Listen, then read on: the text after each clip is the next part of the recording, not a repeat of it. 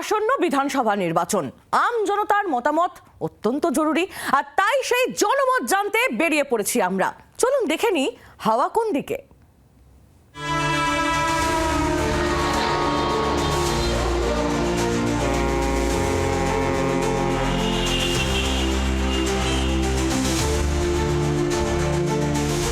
Vote যত এগিয়ে আসছে, রাজনীতির পারদ ততটাই চড়ছে, হাওয়া ততটাই গরম হচ্ছে। বাসে, ট্রেনে, লঞ্চে সর্বত্র এখন আলোচনার মূল বিষয়বস্তু হলো এবারের নির্বাচন। আশা নিরাশা, চাওয়া পাওয়া, প্রত্যাশা সবকিছু নিয়েই মানুষ কি ভাবছেন তা জানতে আমি এখন এই মুহূর্তে চলে এসেছি হাওড়া ফেরিঘাটে। লঞ্চে সফর করে যাত্রীদের সাথে কথা বলে তাদের মতামত বুঝে নিয়ে জানার চেষ্টা করব যে চলতি হাওয়া এখন ঠিক কোন দিকে বইছে।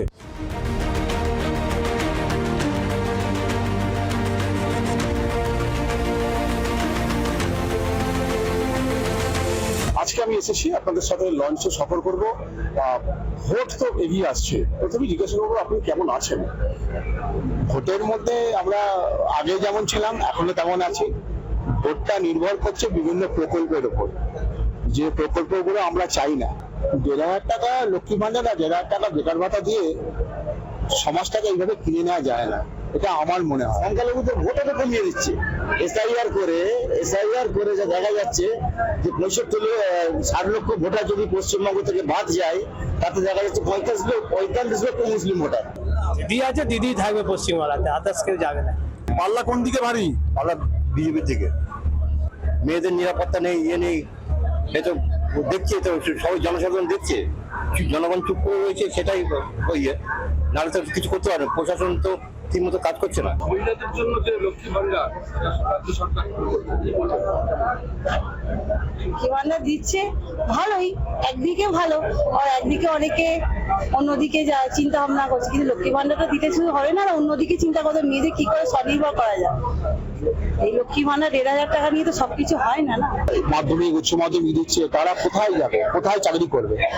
তারা তার ঘুগনি বিক্রি করবে না, মুড়িও বিক্রি করবে না, চাওয়া বিক্রি করবে না।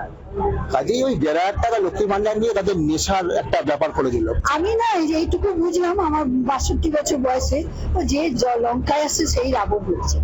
আমার মনে হয় পরিবর্তন অবশ্যই প্রয়োজন, তার কারণ যেভাবে যুবক যুবতীরা ওই বেকার ভাতা পেয়ে পঙ্গু হয়ে যাচ্ছে দিনে দিনে, বাংলার একটা ছেলে মেয়ে চাকরি পাচ্ছে না। সুতরাং ওই বেকার ভাতার জায়গায় চাকরিটা বেশি করে প্রয়োজন আমার মনে হয়। আমি তো বলছি উল্টানো দরকার, পাল্টানো দরকার। কেন এরকম ভাবছেন? পরিবর্তন কি হওয়া দরকার? নিশ্চয়ই দরকার। দিনের পর দিন আপনি একই ডাল ভাত রুটি খেয়ে যাবেন। পরিবর্তন হয়েছে ঠিকই, কিন্তু ভালো কিছু হয়। কি চাইছেন এবার? কি চাইবো? আমি একা চাইলে থাকবে না, জনগণ যেটা চাইবে সেটা। আমি একা হয়তো যেটা চাইছি, জনগণ সেটা চাইছে না। হাওয়া দিদির দিকে থাকবে। কেন? যাই করুন দিদির দিকে হাওয়া থাকবে। মানুষ বুঝে গেছে দিদি কি করেছে, বিজেপি সরকার কি করেছে, দিদির দিকে হাওয়া থাকবে। দিদি আমাদের যা উন্নয়ন করেছে বাংলায়, দিদি ছাড়া কোনো কিছু হবে না। মহিলাদের জন্য তো সবসময়ই করছে, সবকিছু, রাস্তাঘাট সবকিছুই। মানে এবার ভোটেও দিদি? হ্যাঁ, দিদি আসবে। দিদি ম্যাজিক? হ্যাঁ, দিদি ম্যাজিক। মনে হচ্ছে এবার দিদি যাবে, এবার চলে যাবে। ওনার সুবিধার্থে উনি অনেক কিছুই করতে পারেন। হ্যাঁ, ওনার যেদিকে দেখবেন এটা আমার পক্ষে হবে, উনি অনেক কিছুই করতে পারেন। মনে হচ্ছে না। 34 বছর যা পাইনি, এখন তো যেটা পাচ্ছি তার অনেক সুবিধা পেয়েছি। রাস্তাঘাট, জল, কল, সিপিএম 100 টাকা রোজ আমি ঢুকেছিলাম, আজ আমি পাচ্ছি 20-22 টাকা পাচ্ছি। বেশি পাচ্ছি তো না, কম পাচ্ছি, তাহলে ভালো আছি। 1,500 টাকা শুধু পশ্চিমবঙ্গেই চলছে, কিন্তু অন্য রাজ্যের ছেলেরা কিন্তু তারা বলছে আমরা 15,000 টাকা রোজগার করি, 1,500 টাকা আমাদের কাছে কিছু ব্যাপার। পরিবর্তন অনেকবারই বলেছিল যে পরিবর্তন হবে, কিন্তু মানুষ চায় না পরিবর্তন করতে, দিদিকেই চাই। পরিবর্তন অনেকেই প্রয়োজন বলে মনে করছেন, আপনি কি মনে করেন? পরিবর্তন হোক। সিপিএম যখন ছিল তখন মানুষ বলছিল যে পরিবর্তন হোক, এখনো মানুষ বলতেছে পরিবর্তন হোক। এসআইআর কি বড় ফ্যাক্টর হবে? মনে হচ্ছে না।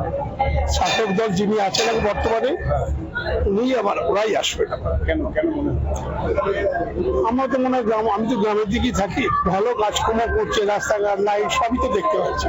যোগী রাজত্বে গেছি আমি অযোধ্যাতে, বলে বাঙালি আদমি ঘর দেবে, মজুরি খাতা হয়, আর মাছ খাই বলে ঘর দেবে না। তাই এর চেয়ে ভালো আছে, আমি খাচ্ছি দাচ্ছি, ঘুরছি ফিরছি, নিজেদের রাজত্বে। কিন্তু আমাদের রাজ্যের মধ্যে চাকরি কলকারখানা মানে কোনো কিছুই আর হচ্ছে না, সব থেমে গেছে। एसआईआर के लिए तो बहुत प्रोटेस्ट हो रहा है, गलत हो रहा है, गलत हो रहा है। ये गलत कर रही है। अगर ममता बनर्जी प्रोटेस्ट कर रही है तो नहीं करना चाहिए, एसआईआर करना चाहिए। एसआईआर होने से साफ सुथरा चुनाव होगा आपका। जो यहाँ का वोटर है, मूल निवासी है, यहाँ का नागरिक है, वो वोट देगा। बांग्लादेशी क्यों देगा हमारे यहाँ वोट? মানুষের কর্মসংস্থান আগে, সবার আগে, এটা তো স্বাভাবিক। কর্মসংস্থানটা তো সবচেয়ে বেশি প্রায়োরিটি পাওয়া উচিত।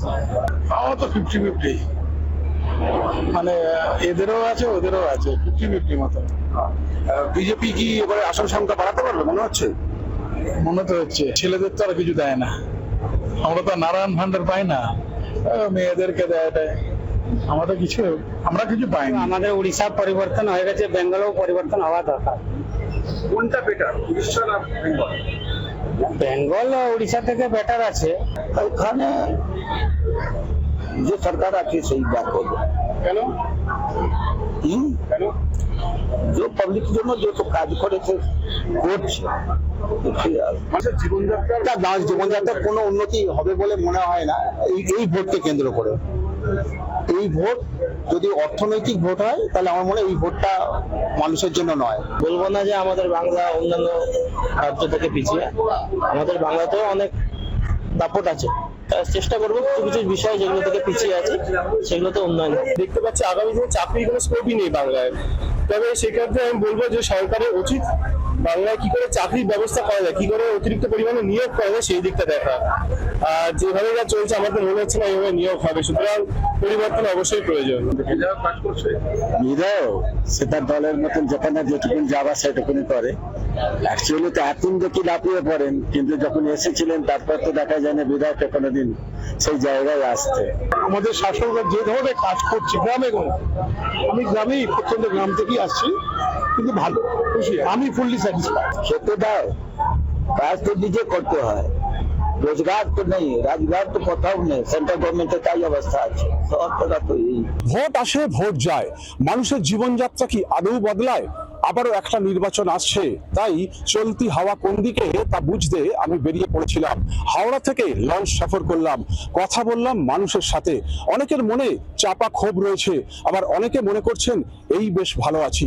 এখন দেখার আগামী নির্বাচনে মানুষের এই জনমত কোন দিকে প্রতিফলিত হয়। জি 24 ঘন্টার জন্য দেবব্রত ঘোষ, হাওড়া।